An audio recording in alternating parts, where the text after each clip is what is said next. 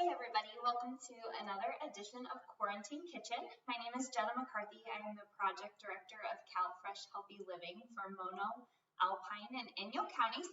And today we are making white bean and veggie soup. So this is a vegetarian soup, but it's packed with protein. It could stand on its own for a meal, or you could serve it alongside a salad, or if you wanted, you could add a meat like chicken to this, and that would be good too.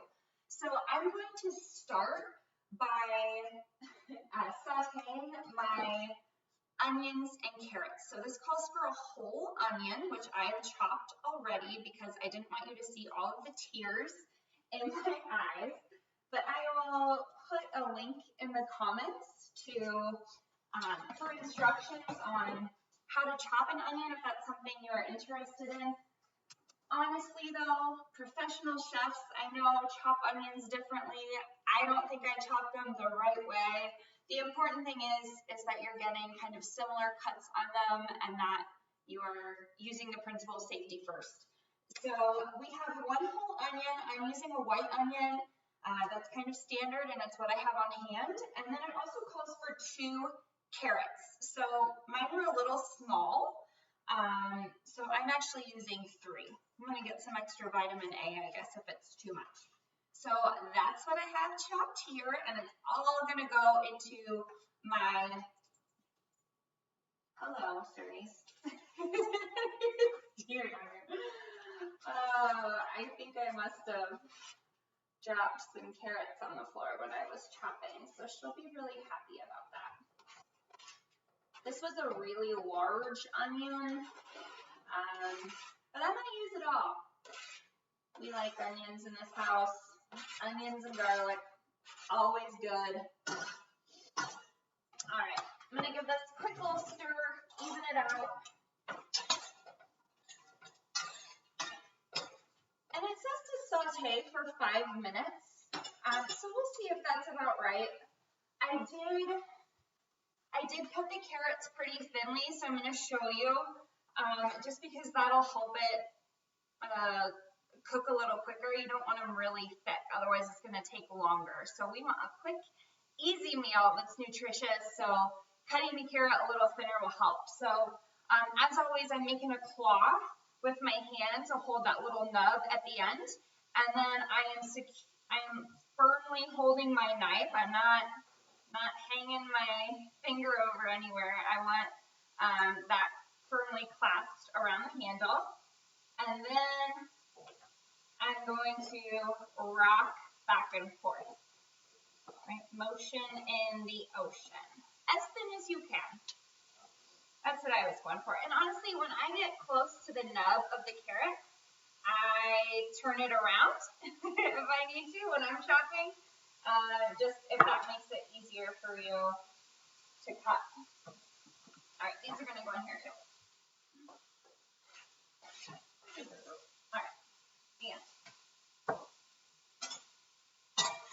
Can smell those onions already. Yummy. And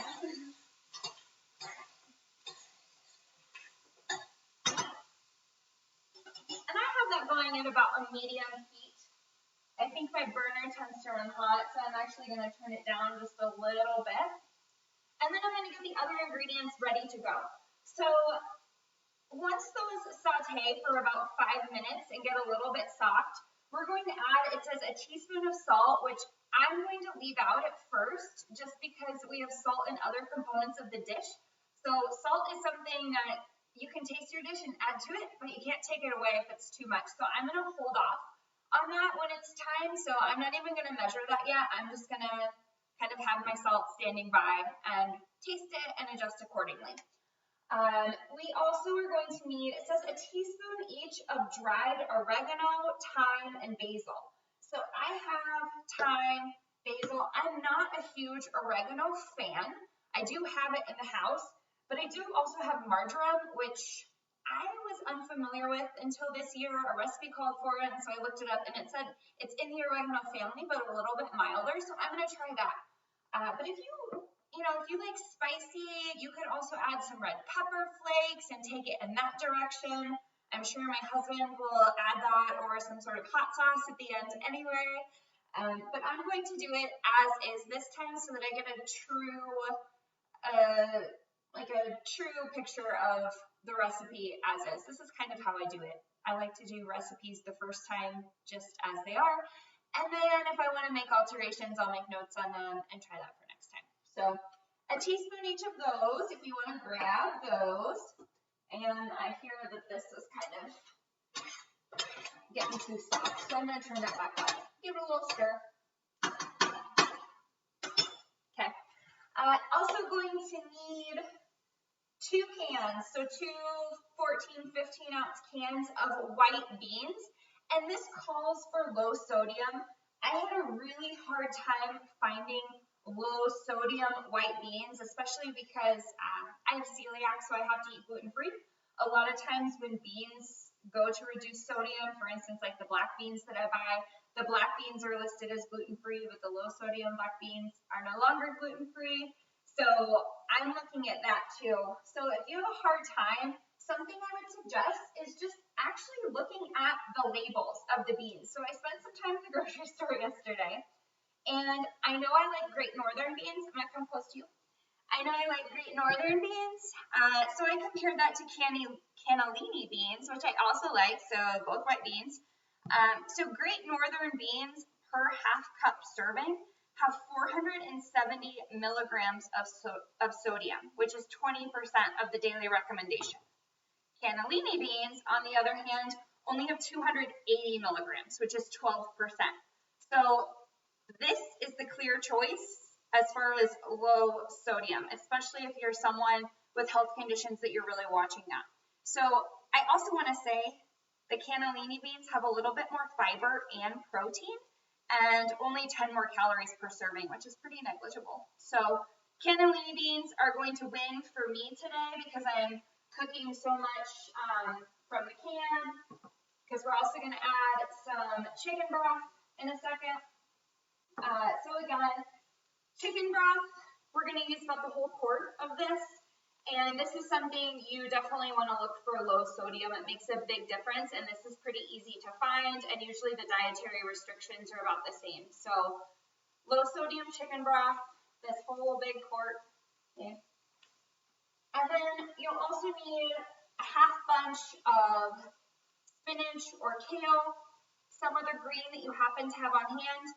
And then you can use, let me see, I just want to make sure I have the right, yeah. So 1 can, it says 1 can low sodium diced tomatoes. Again, low sodium diced tomatoes I think are hard to find. You can also use 2 whole tomatoes. So this is another way that you can just cut back on the salt. You know that you're using it fresh. So if you have these, otherwise, if you need to use the can, then that's fine. Look for low sodium. It's just, I have a hard time finding those in my area, so you might too. So I'm going to keep these on standby. I'm going to actually cut these and get these ready to go. I'll be honest, I didn't set a timer or really look at the time. I was too busy talking to you, so I don't know how long those have been going. I will give them a little stir. Yeah.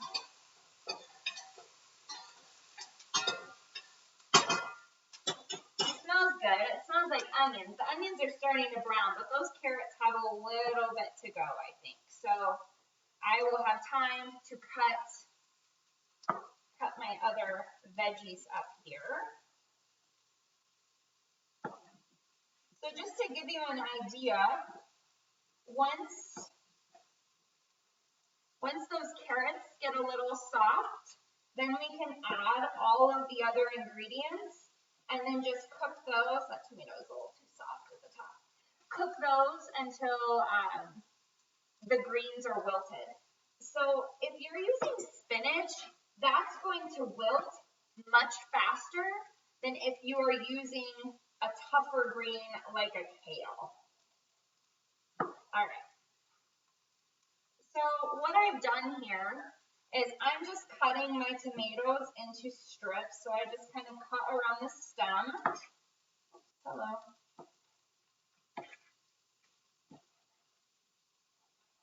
So I'm cutting them into equal strips, and then I will put some of these strips together and dice them up. Again, forming that claw with my hand, I want to protect my fingers. And just trying to get them into pretty even pieces, little bite-sized chunks, whatever you would want to eat. I don't want any large pieces. And I kind of like to have all of my veggies around the same size in a soup, but that's me, that's my preference. And if you're using the canned kinds, do not drain them, okay? You want the juice. And same thing for the beans. That's why it's important to look for the lower sodium. If you were to drain them, like if this were a recipe that calls for the beans to be drained, then we could drain them and rinse them off, and then the sodium content, we're pretty much getting rid of that. So it doesn't make much of a difference if you're going to drain them, but we need the juices as part of the soup to mix with that broth and give us more flavor and also a little bit more heft than just the broth will give us. So there's my tomato diced, ready to go. I'm going to get my kale. I almost said my spinach.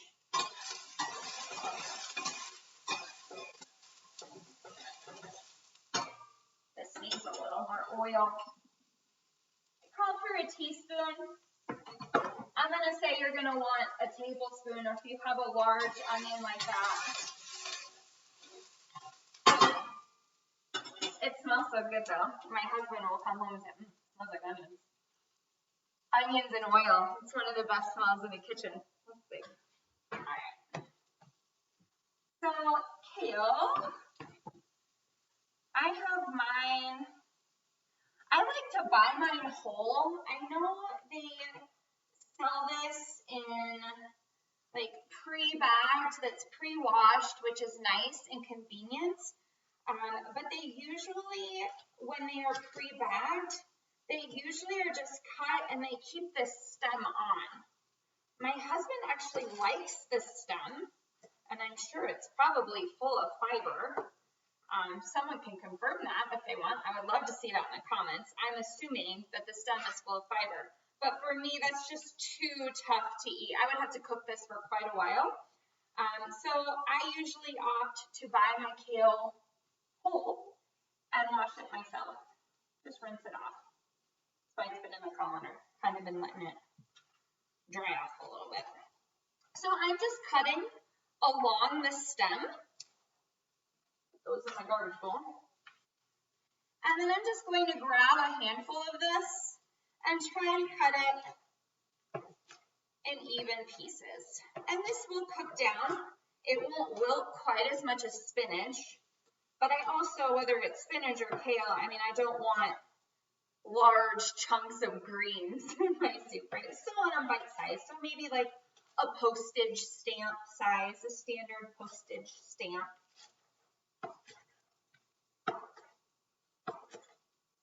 So you see, I've just been grabbing as I go and trying to maybe take like an inch or so, cutting every inch or so, and then I might kind of turn it around and cut the other way every inch or so. So theoretically, I'm making little squares, but it doesn't have to be perfect, right? We're trying to be quick and efficient. That one needs a little more, yeah. But yeah, for the most part, these are small, so that'll work out well.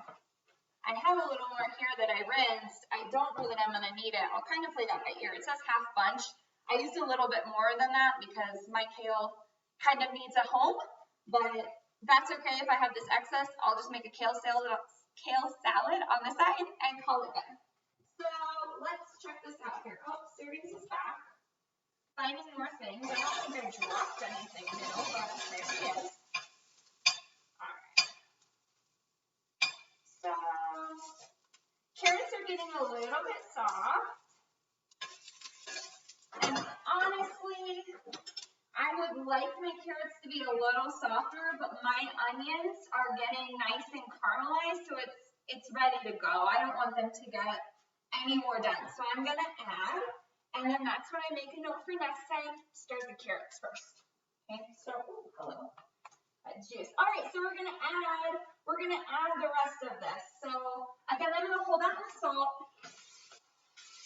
I'm gonna throw my tomatoes in there. Juices, it says. Actually, you could do the kale now. It's not really gonna matter, but I'm gonna start with my beans. Give this some more liquid because it's starting to smoke a little bit. Needs more.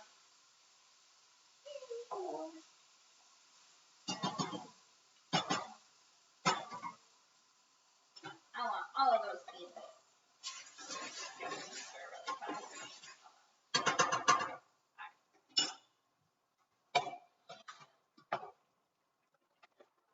So again, the whole quart of low sodium chicken broth.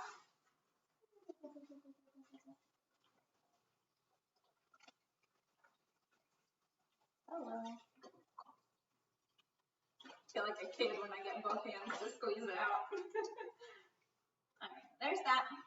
And then spices of your choosing. So again, I'm going to do it fairly close to the recipe. So we're calling for a teaspoon of basil.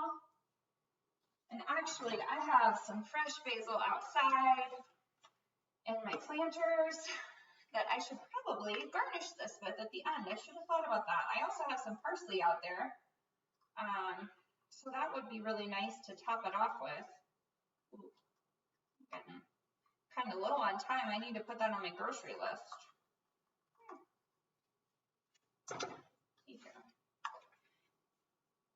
So teaspoon of basil, teaspoon of thyme, teaspoon of oregano or marjoram, which sounds so fancy.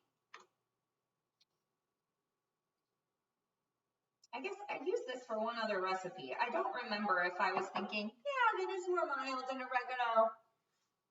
So it may have been a waste of my cupboard space, but that's okay. I'm going to use this now, then I won't feel so bad. All right. Last thing we're going to put in here is the greens.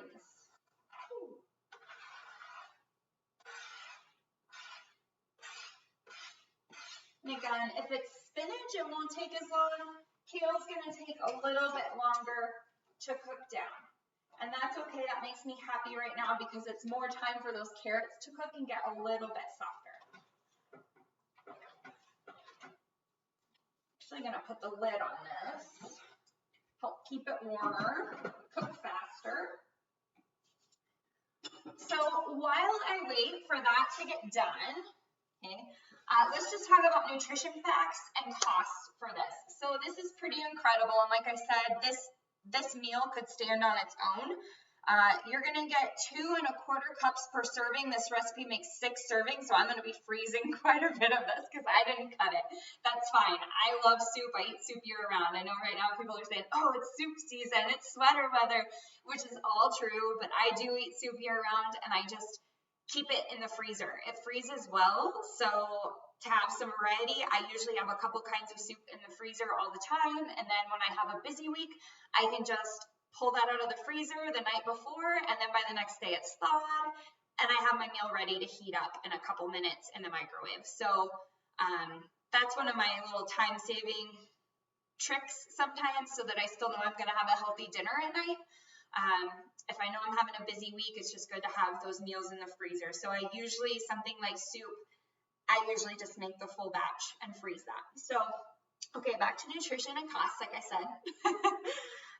So nutrition content for this, 1 serving, so again, is over 2 cups. So plentiful serving there is 260 calories. So that's really not even a meal for most people. So again, you could serve a salad on the side. You could add some meat to this if you wanted. Those are some ideas. I'm sure you have more. I would love to hear them in the comments. But 260 calories, 11 grams of fiber, which is fantastic. And then 18 grams of protein. That's enough for a meal. I mean, that's like a serving size of chicken breast. So like this size of chicken breast, 4 ounces, deck of cards size, has 20, 25 grams of protein for 150 calories. And usually that's what's filling you in the meal. So if you have 20 grams of protein for a meal, that's usually enough to fill you up. So the 18 grams plus the fiber, which will also help fill you up. Again, I think this could be a meal on its own. You also, does this list fiber? Oh, I just said fiber. Sorry, does this list fat? 2 grams of fat. Mine might have a little more because I know I added more oil. So again, a nice salad on the side with some nuts, some cheese, avocado, some healthy fats will help there too. I don't think fat is the worst thing for you. I think it's important in helping our body function well. We just want to be sure we're getting the right kinds of fats. So cost per serving, again, over 2 cups for your serving is $1.87. We are relying mostly on canned goods and just trying to watch the sodium content, but quick, easy, inexpensive meal. And again, you can make all of and put in the freezer if you have leftovers, and then it'll be ready for you when you need it. All right, so let's check on this. Sorry you can't see me because I'm not using my phone to record. Oh, this is so pretty. I'm gonna just check with my fork to see if these carrots are fork tender. Yeah, I'm gonna let that go maybe 1 more minute. See that? I'm about to put this fork back in my drawer. That's where I'm at right now. That's what cooking with Jenna is like. Okay. But you will see when this comes out, this is a beautiful mix of colors, which means beautiful mix of vitamins. We in our job like to say eat the rainbow. We are not talking about candy. We are talking about different colors of fruits and vegetables, because when you eat different colors of fruits and vegetables, your body is getting a variety of nutrients. So you don't just want to eat carrots all the time, even though they are a yummy vegetable. You are getting vitamin A in this meal, vitamin C in this meal, even though it's all the vegetables, right? We think of vitamin C a lot with fruit, but we're actually getting quite a bit of vitamin C from the kale and a good amount from the onion too. Also getting lycopene from the tomato, right? Foods that are red typically have lycopene, which is an antioxidant. And again, lots of protein from the beans. So let's get my bowl ready. I'm gonna put this in the dishwasher. Hello. I think this is gonna be ready to go. So let me just, I wanna see how long this has been. So about a 30-minute tops meal, because I know I did some of this ahead of time. So the prep of cutting the onion and the carrots and washing the veggies took a few minutes. But it looks like I've been talking with you for about 23 minutes. Oh yeah. So maybe 30 minutes tops, but I also think I get slowed down quite a bit when I'm talking and cooking. I have a hard time doing both things at once. But we will see. Hello, let me hold it up. I don't want to spill it. I shouldn't have filled this bowl. Look at those colors, right? Red tomatoes, the white beans, and a broth soup. Eat the rainbow. Okay, let's try this. Big spoon. Although this is going to be really warm. I can smell the thyme. I can smell the basil. Maybe that marjoram is a little milder than that oregano. And again, if you have fresh herbs, I just grow mine outside. Whatever can stand the heat of this summer. I do try to water them quite a bit, but I have some basil. We'll see. Basil or parsley sounds really good. Let's see.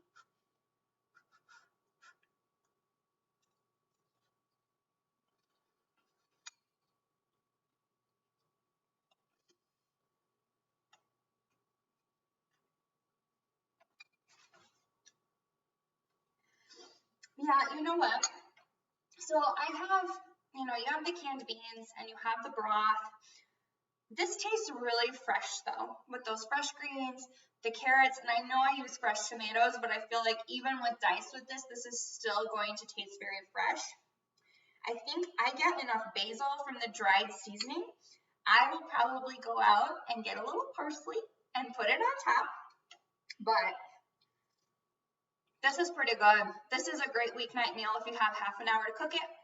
But again, if you do it on the weekends, then you can just freeze it and it'll be ready for you when you need it. Healthy, quick, easy, and tasty. All right. I hope you have a great day. I hope you have a great soup season. Would love to hear any alterations you make to this recipe. I think zucchini would be good too. This is something you could add any vegetable that needs a home. But would love to hear your suggestions in the comments. We will see you next time. Have a good day.